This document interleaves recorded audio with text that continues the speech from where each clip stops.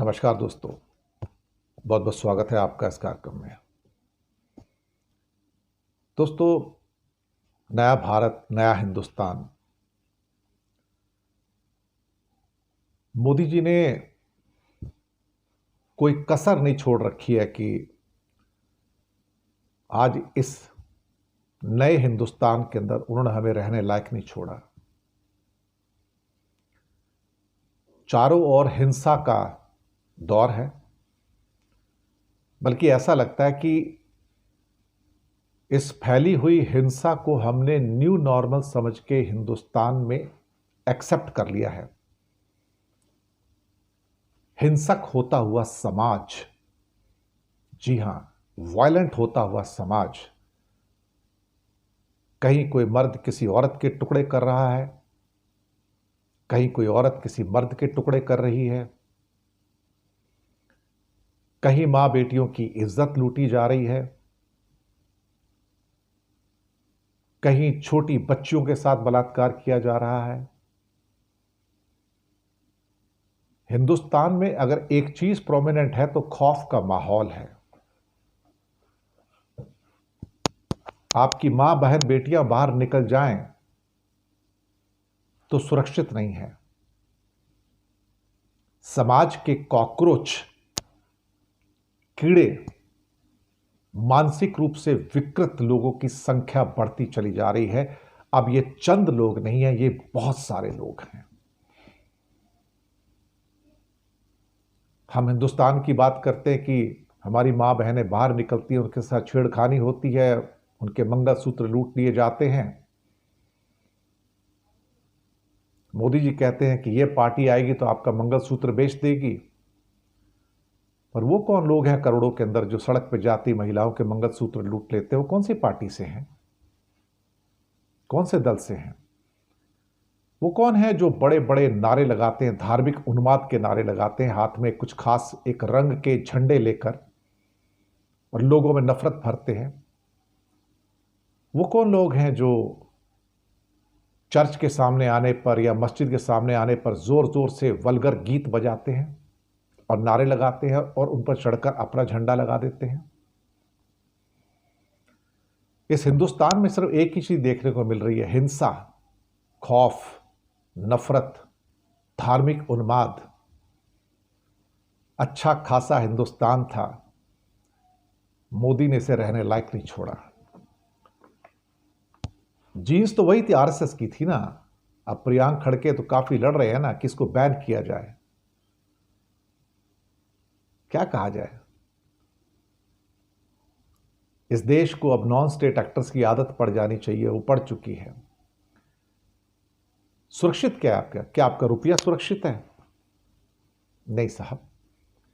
2014 में जब मोदी जी आए थे तो कहा था कि रुपया कितना गिर रहा है, रुपया गिरता है तो प्रधानमंत्री की इज्जत गिरती है। 58 रुपए पे था, आज 88 रुपए पे है, बल्कि 90 छूने को जा रहे हैं। किसकी इज्जत गिर रही है मोदी जी? आपकी या मनमोहन सिंह की? रुपया सुरक्षित नहीं। गोल्ड, बात ही मत कीजिए। गोल्ड की बात क्यों करनी है साहब? गोल्ड तो आप खरीद भी नहीं सकते। मोदी जी ने सोने को उस जगह पहुंचा दिया जहां की आप कल्पना नहीं कर सकते थे। फिर कहते हैं मेरा थोड़ी इसमें कोई हाथ है, मैं क्या कर सकता हूं उसमें? हाँ, आप तो कुछ कर ही नहीं सकते। रिजाइन तो कर सकते हैं ना, तो रिजाइन कर दीजिए, चले जाइए। उन्होंने पहले भी एक बेवकूफी भरी स्कीम बनाई थी नोटबंदी की तरह। पेपर गोल्ड खरीदो, असली गोल्ड क्यों खरीदते हो? और उसमें 1.5 से 2 लाख करोड़ के हाथ जल गए। सरकार के हाथ नहीं जले, आपके और मेरे हाथ चले। इस सरकार की और मोदी सरकार की बेवकूफियों की वजह से, क्योंकि पढ़े लिखे नहीं है ना। पढ़े लिखे होते तो स्कीम नहीं निकालते थे। यशवंत सिन्हा ने सही लिखा अपने ट्वीट में कि सड़क छाप सरकार, सड़क छाप प्राइम मिनिस्टर। इससे और उम्मीद क्या करोगे? बिहार की सभा में ये प्रधानमंत्री की भाषा है कि आरजेडी ने कांग्रेस की कनपटी पे कट्टा रख के तेजस्वी को सीएम घोषित करवा दिया। कनपटी पे कट्टा रख के, यानी कि पिस्तौल रख के। ये प्रधानमंत्री की भाषा है। तो यशवंत सिन्हा जो कह रहे हैं कि एक सड़क छाप आदमी, एक सड़क छाप प्राइम मिनिस्टर ही बनेगा, मोदी वही है। और मोदी ने कोई कसर नहीं छोड़ी एक सड़क छाप बनने में। मैं आपको बताऊं, यशवंत सिन्हा सही कह रहे हैं। हर जगह झूठ बोलते हैं, गलत गवाही करते हैं, गलत बयानी करते हैं।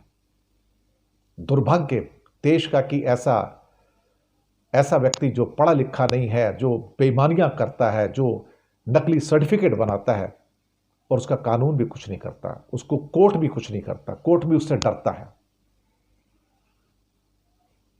सब दिन हो उतना एक समाना। तो रुपया सुरक्षित नहीं, गोल्ड सुरक्षित नहीं, फॉरेन एक्सचेंज उसकी बुरी हालत है, वो सुरक्षित नहीं, जीएसटी डाउन जा रहा है, वो सुरक्षित नहीं, आपके घरों में जानमाल सुरक्षित नहीं, माता बहनों की इज्जत सुरक्षित नहीं, नौकरी आपके पास है नहीं तो सुरक्षित क्या रहेगा। जिनके पास है उनकी नौकरी सुरक्षित नहीं। अभी अमेजोन ने 30,000 लोगों को निकाल दिया, टीसीएस ने 12,000 को निकाल दिया, और एआई के चक्कर में रोज नौकरियां जा रही हैं। सिर्फ एक ही नौकरी बची अगर आपको करनी है तो अमेजोन, फ्लिपकार्ट, जोमेटो, स्विगी के पैकेट घर घर पहुंचाते रहिए, 8-10 हज़ार रुपये महीना मिल जाएगा। अगर आप इसको जॉब कहते हैं तो बोलिए क्या फर्क पड़ता है, पूरे इंडिया गिग वर्कर्स बन जाएगा फिर तो। नौकरी नहीं तो बेरोजगारी बढ़ी हुई है, लेकिन बेरोजगारी की बात करना तो गुनाह है।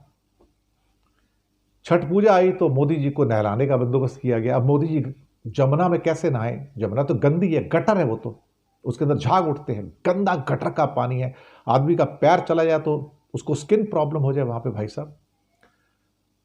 दिल्ली की मुख्यमंत्री ने अलग पौंड बनवा दिया साहब, बिस्लरी का पौंड साहब, फिल्टर पानी का पौंड साहब। क्या कहा जाए कि मोदी जी को तकलीफ ना हो जाए कहीं, मोदी जी को तकलीफ बिल्कुल नहीं होनी चाहिए। ये तो जब गंगा नहाने जाते हैं ना, वहाँ भी पीछे से उनके टैंकर लगे रहते हैं दूसरा पानी प्रवाह करने के लिए। जहाँ मोदी जी नहाएंगे उस जगह पे वो पानी बहना चाहिए, लगातार टैंकर पर टैंकर बहते रहते हैं। तो गंगा का गंदा पानी नहीं आना चाहिए। That is your prime minister and that these are your so called chief ministers. उनको चीफ मिनिस्टर कहा जाए या चीफ मिनिस्टर कहा जाए, जो इस किस्म के गिमिक करते हैं, उनके लिए अलग तालाब बना दिया और बताया जाएगा कि इसमें मोदी जी जमुना में नहा रहे हैं, देखो जमुना का पानी कितना साफ है, पीने लायक है, और मोदी जी इसमें नहा रहे हैं, ये बीजेपी की सरकार है। डीएनए के अंदर अगर फ्रॉड है तो कोई क्या करे साहब, डीएनए के अंदर फ्रॉड है। जैसे कि गोडसे ने गांधी की हत्या की तो सारी कोशिश की है कि वो आरएसएस का आदमी था कि उसका नाम आरएसएस से हटा के हिंदू महासभा में डाल दिया जाए, लेकिन हिंदू महासभा से तो बहनी तो थी अल्टीमेटली आरएसएस। वीर सावरकर किसके थे, वीर तो कहना ही बेकार है उसको। खैर, सावरकर जो हिंदू महासभा के थे अल्टीमेटली वो भी तो गांधी हत्याकांड में शामिल थे, और ये उसको भारत रत्न देने की सोचते हैं साहब। ऐसा ही होता है साहब, इस देश पे यही होगा। तो लोगों के पास पैसा तो है नहीं है, पर एक चीज जरूर है, भ्रष्टाचार। अब इतने सारे हाईवे बनवाए तो उसमें पैसा, इंफ्रास्ट्रक्चर में 10 लाख करोड़ लगाएंगे, 8 लाख करोड़ लगाएंगे, क्योंकि सबसे ज़्यादा कमीशन वहाँ से आता है ना, 1.5-2 लाख करोड़ का कमीशन आता है। और बीजेपी के सारे ऑफिस देखो 5 स्टार बन गए, आरएसएस के सारे इंडिया के अंदर हेडक्वार्टर सारे 5 स्टार बन गए, ऑफिस सारे 5 स्टार बन गए। अब वो पुराने आरएसएस के लोग कहाँ रहे जो भिक्षा मांग के रोटी खा के गुजारा करते थे साहब? कुछ नहीं, बिल्कुल भी नहीं। हाईवे बनवा दिए हैं, लेकिन गडकरी के हाईवे हैं। कब कौन सा हाईवे टूट के बिखर जाए, कब कौन सा ब्रिज टूट के बिखर जाए। बिहार में गंगा पे पुल बना रहे हैं गडकरी साहब, पता नहीं कितनी बार गिर चुका है साहब, कितनी बार लोग पैसे खाएंगे, कितनी बार इंक्वायरियां होती हैं, पर यह कभी नहीं बताया जाता कि सजा किसको मिली अल्टीमेटली। जगह जगह से खबर आती कि ये हाईवे सैंक हो रहा है, वो हाईवे सैंक हो रहा है। वर्ल्ड क्लास हाईवे बनाने चले हैं, लेकिन मकसद अब वर्ल्ड क्लास हाईवे बनाने से ज़्यादा गडकरी जी का यह है कि वो इथेनॉल बनाए ताकि उनके लड़के की फैक्ट्री चले इथेनॉल की। हर चीज़ ना यहाँ पे पर्सनल इंटरेस्ट से चल रही है। तो बाकी अडानी का तो किस्सा क्या बोलना साहब, वो तो सबको पता है, जग जाहिर है कि इतना ओपन क्रोनी कैपिटलिज्म, इतना ओपन फेवरेटिज्म मोदी के द्वारा अडानी का हमने तो बहुत कम मुल्कों में देखा है इस ढंग से कि इतना नंगा नाच अनैतिकता का हो।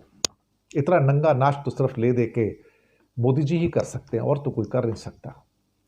तो तभी तो राहुल गांधी ने सही कहा ना कि अगर आप इनको वोट देंगे तो ये मंच पे खड़े होकर डांस भी करेंगे, इनसे डांस करवा लो, इनसे ड्रामा करवा लो, इनको जो करवाना है, इनको वोट दे दो, इनसे जो मर्जी करवा लो। तीखी मिर्ची तो लगेगी ना उनको, अल्टीमेटली लगनी भी चाहिए। इस जैसे आदमी को लगनी चाहिए जो एक किस्म से आज की डेट में असभ्यता का प्रतीक बन गया है। असभ्यता का, असंस्कार का प्रतीक अगर कोई है तो मोदी, जिसने कभी सीखा ही नहीं कि शिक्षा क्या होती है, विद्वता क्या होती है, एक प्रधानमंत्री पद की गरिमा क्या होती है। एक गली के छुट भइयों की तरह, जैसे यशवंत सिन्हा ने कहा कि सड़क छाप जो आदमी होता है उसकी भाषा क्या होगी, तो सड़क छाप आदमी को यशवंत सिन्हा कहते हैं कि तुमने देश का प्राइम मिनिस्टर बना दिया। तो आपको यही भाषा सुनने को मिलेगी ना एक सड़क छाप प्राइम मिनिस्टर से, ये यशवंत सिन्हा कहते हैं। फिर कहते हैं कि हवाई चप्पल में बंदा उड़ेगा। भाई साहब, जो उड़ने वाले थे वो हवाई चप्पल पे आ गए हैं, किराए इतने ज़्यादा बढ़ चुके हैं लूट के कारण। तो ये सारी परमिशन किसने दी हुई है साहब? एयरपोर्ट पे चले जाओ तो कार पार्किंग आधा घंटा तो 500 रुपये चले जाते हैं आपके। आपको एक चाय पीनी होती है, 250 रुपये की चाय मिलती है, 300 रुपये की चाय मिलती है आपको वहाँ पे, 500 रुपये की चाय मिलती है वहाँ पे। एक सैंडविच लेना है तो 500-600 का सैंडविच है वहाँ पर। पार्लियामेंट में बात उठी तो उन्होंने कहा नहीं हम कोशिश करेंगे, 100 रुपये का पानी मिलता है कि हमको थोड़ा बहुत चीप उनको पानी देने की कोशिश करें, उनसे देखेंगे हमारे कंट्रोल में नहीं है, ये तो मार्केट इकॉनमी है। बहुत बढ़िया है सर, तो लूट खसोट लो ना, नोच लो हम सबको। मार्केट इकॉनमी के नाम पे लूट खसोट लो ना हमको, फिर नोच लो हम सबको ना। उसके बाद लोग मकान तो बना नहीं सकते, तो बहुत सारे हिंदुस्तानी बेचारे किराए पे रहते हैं। और ये कहते हैं प्रधानमंत्री घर योजना या निवास योजना, पता नहीं किसको घर मिला है नहीं मिला है, किसी गरीब को मिला है नहीं मिला है, शहर में मिला नहीं मिला, गांव में मिला नहीं मिला, भगवान जाने। लेकिन हिंदुस्तान में करोड़ों लोगों के पास घर नहीं है और वो किराए के घर में रहते हैं, और किराया देने की सामर्थ्य अब किसी शहर के अंदर लोगों की है नहीं। जितना पैसा आता है, मैंने इस पर प्रोग्राम भी किया था, एक आधा पैसा तो उनको सिर्फ किराए में चला जाता है। वो क्या करेंगे? एक 2 कमरे का मकान लेना हो तो 15, 20, 25, 30, 40 हज़ार तक किराया है। अगर आपकी 30-35 हज़ार की सैलरी है, 25 हज़ार की सैलरी, तो आधा तो आपका किराए में चला जाता है पैसा। बीजेपी आरएसएस से बात करो फ्यूचर की तो 2000 साल पहले की बात करते हैं। 2000 साल पहले भारत कैसा था, 2000 साल पहले ये था, 2000 साल पहले हमारा सांस्कृतिक चरमोत्कर्ष था, हम पराकाष्ठा में था। तो भाई 2000 साल पहले के हवाई जहाज में ट्रैवल करो ना, बोइंग के हवाई जहाज में, एयरबस में क्यों ट्रैवल कर रहे हो? और यही मोदी जो 2000 साल पहले की बात करते हैं, ये काम करो ना, फिर उसके बाद जाके अपना BMW की गाड़ी में क्यों जाते हो, जिसमें वो दूसरे तुम्हारे पुरखे जाया करते थे 2000 साल पहले, उसमें जाओ ना फिर। इनको सब चीज़ें मॉडर्न चाहिए। 6 लाख रुपए का चश्मा चाहिए, 2 लाख रुपए का पेन चाहिए, इनको 20 करोड़ की गाड़ी चाहिए। अब बात करेंगे 2000 साल पहले की। हिपोक्रेट्स तो ऐसे ही होते हैं ना सारे के सारे। खाना पीना आज का, मौज करना आज का, हवाई जहाज गाड़ियाँ आज की, 5 स्टार होटल आज के, लेकिन बात करना 2000 साल पहले की कि 2000 साल पहले हमारे पास क्या था। देखो, जाओ ना उसी में चले जाओ फिर। तुम्हारे पुरखों ने जो पुष्पक विमान बनाया था उस पर फ्लाई करो, बोइंग और एयरबस पे क्यों फ्लाई कर रहे हो? लेकिन यही इनका धंधा है फ्रॉड का। They are the biggest fraud in the world actually. Share market ऊपर ही ऊपर, अब बीच में कभी कभी गिर जाती है छोटी मोटी, तो फिर ऊपर जानी शुरू हो जाती है। एक बबल बन रहा है। मुझे लग रहा है कि जिस दिन बबल फूटेगा तो उसमें लुटने वाले हिंदुस्तानी होंगे, क्योंकि यही पैसा लगाए जा रहे हैं। फॉरेन इंस्टीट्यूशनल इन्वेस्टर सारे भाग रहे हैं, लगातार भाग रहे हैं, अंदर आने का नाम नहीं ले रहे हैं, रोज पैसे निकालते हैं, और हम समझते हैं कि हम सारे बुद्धिमान हैं और हम पैसा लगाए जा रहे हैं। भाई एक दिन ये मार्केट फूट जाएगी, बबल फूट जाएगा तो मर जाओगे सारे। रॉबर्ट कियोसाकी, जो रिच डैड पुअर डैड के एक किस्म से कहा जाए तो राइटर भी हैं, उन्होंने कई बार वार्निंग किया कि भैया एक बबल बन रहा है, तुम मर जाओगे सारे के सारे, तुम्हारे जो जितने नोट है ना, जब कागज के टुकड़े बन के रह जाएंगे।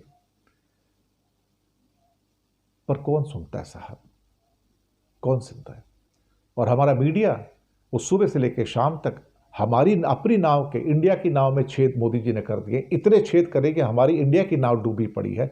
लोग हमसे नफरत करते हैं, हमारी इकॉनमी डूब रही है, जर्जर हो रही है। लेकिन पता लग रहा है कि बैठ के ये अमेरिका का, चीन का और पाकिस्तान का फातिया पढ़ते रहते हैं। ये डूब गए, देखो ये मर गया, ये चाइना डूब गया, चाइना खत्म हो गया, अब सिर्फ हिंदुस्तान रह गया, अमेरिका मर गया, कुछ नहीं है, डॉलर डूब गया। पता लगा जिस दिन बोलते डॉलर डूब गया उस दिन पता लगा रुपया डूब जाता है।